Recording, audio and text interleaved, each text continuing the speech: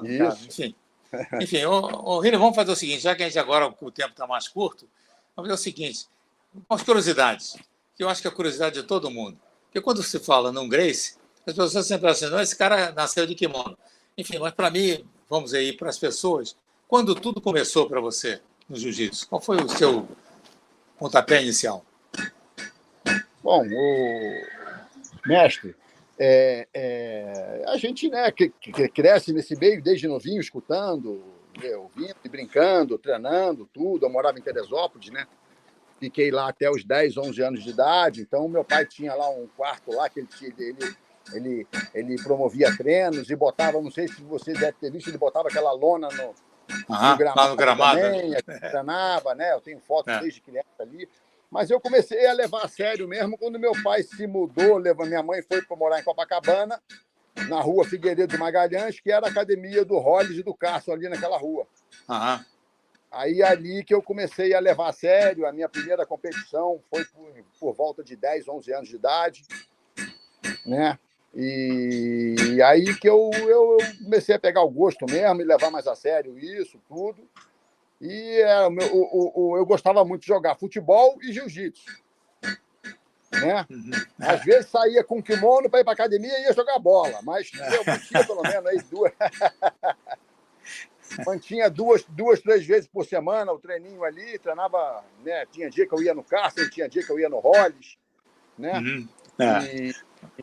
Então, quer dizer, foi o começo ali, de lá para cá eu me mantive, né?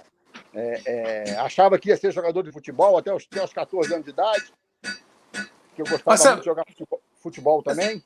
Você sabe uma coisa, coincidência isso, porque eu, quando tinha 14, 15 anos, eu também, eu inclusive fui treinar no Botafogo e achava que eu também ia ser jogador de futebol. Mas o fato, eu também tinha essa questão, tanto que as lesões que eu tenho no joelho são consequência de futebol. O jiu-jitsu não fez nada, mas o futebol é que me estragou o joelho. Enfim, o futebol machuca mesmo. Machuca mesmo.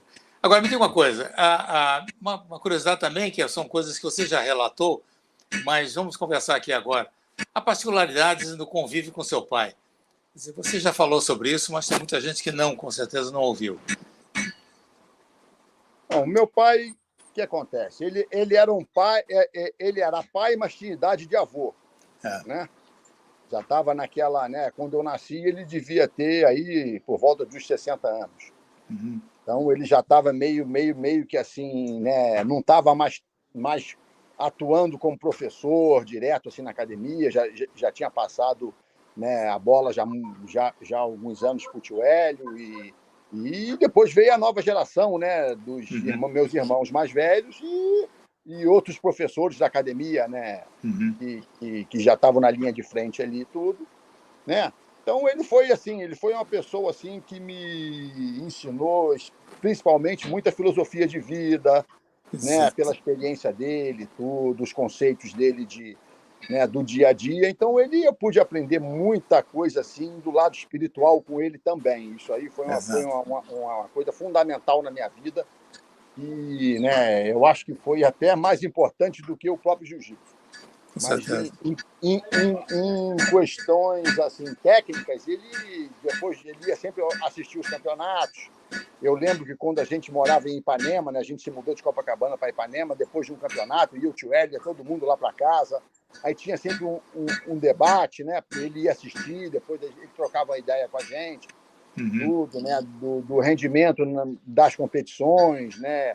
E ele dizia às pessoas que ele gostava mais, né, nas competições, tudo. Né? Então, na época era a época que o Hollis era tido como campeão da família, né? E do jiu-jitsu também. Então, o que acontece? Então, né, o meu espelho foi assim, na minha adolescência, foi mais o Hollis, né? E apesar de que, né, a gente tem vários ídolos, né, em casa ali também. E toda essa primeira leva do jiu-jitsu até hoje são nossos ídolos, né? Exato.